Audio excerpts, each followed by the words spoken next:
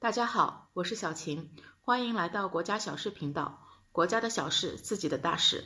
那昨天呢，我们才刚刚说了斯德哥尔摩有连续2次爆炸，今天我们又要来说爆炸案了。昨晚马尔默爆炸了，今天早上诺雪坪又爆炸了，也都是建筑物爆炸，有人受轻伤。我做新闻呢整10天，已经说了4次爆炸了。不过昨天已经在视频当中告诉大家，遇到恐怖袭击、枪击和爆炸应该怎么办？大家回家有没有想过怎么逃生呀？对于别人赚多少钱是属于隐私，在瑞典呢最好不要问。但是今天我们却要来看一看公共租房的公司，他们的高层管理人员 CEO 级别的到底赚多少钱。调查显示呢，他们平均的月薪大概为8万多，前3名的高收入分别是17万5、14万6和14万3。他们要是离职，赔偿的基本上是1到2年的薪水，至少也在200万。虽然前3名都是男性，但是在这一行，女性的平均收入要比男性高哦。瑞典人呢是比较喜欢安静的，他们很难容忍邻居的吵闹。但是如果有很难缠的邻居，因为你们家小娃娃哭得响就来敲你们家门，你可以理直气壮地和他说，小孩子是一个没有自控的人，他有权利哭，就算他哭24小时，你也得忍着。因为小孩子哭或者在地上玩耍跑来跑去，从法律意义的角度上来说，它不属于扰民，不属于打扰。这不是我说的，这是律师说的。律师的名字呢，我写在屏幕上了，网址我也贴出来了，需要的朋友可以点击关注并且收藏。但是如果有一条狗一直在叫，或者在楼梯上跑来跑去，打扰到你了，这就属于扰民。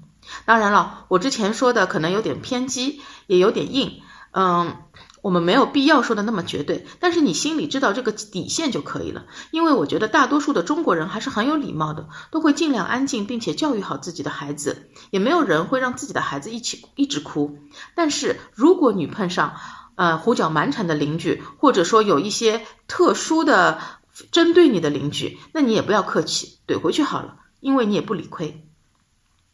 火车线路上的铜被偷了，就导致哥德堡部分火车线路停止，而且也没有办法预测何时能够恢复正常。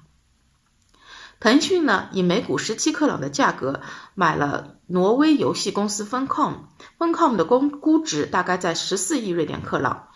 腾讯今年秋天会拥有它29%的股权。收购消息之后，股票上涨了26%。第一，这个世界上的年轻人热爱游戏。第二，世界经济越不好，娱乐和游戏的股价就越好。另外，学游戏专业的学生说不定可以去那里试试运气啊，说不定需要中国人需要协作呢。武汉的事情相信大家已经有一定的了解了。在欧洲，武汉是有直达法国戴高乐机场的航班的，这是一个病毒进入欧洲的入口。该航班呢，每周3次，可以容纳368人。法国卫生部长表示，法国机场已经收到指示，以防止这种流行病蔓延，但是目前还没有打算取消航班。世界卫生组织建议，预防嘛，就是要多洗手，打喷嚏、咳嗽用纸巾挡，多洗手，最好用酒精擦。其实我一直不理解有些老外为什么打喷嚏要用自己的手肘遮挡，你其实可以用纸啊，因为打在自己的衣服上就不传播病毒了吗？你的衣服是有杀菌功能还是怎么着？还有嘛，就是尽量少出门，生熟分开，肉要煮熟吃，戴好口罩。不过好在现在欧洲还没有听说有这样的病毒。我是小晴，尽量每天为大家讲解几条瑞典的新闻，那些上不了头条却关乎我们幸福生活的国家小事。王子要分家与我没关系，房价要涨才是头等大事。如果你喜欢我的节目，请点击订阅小铃铛。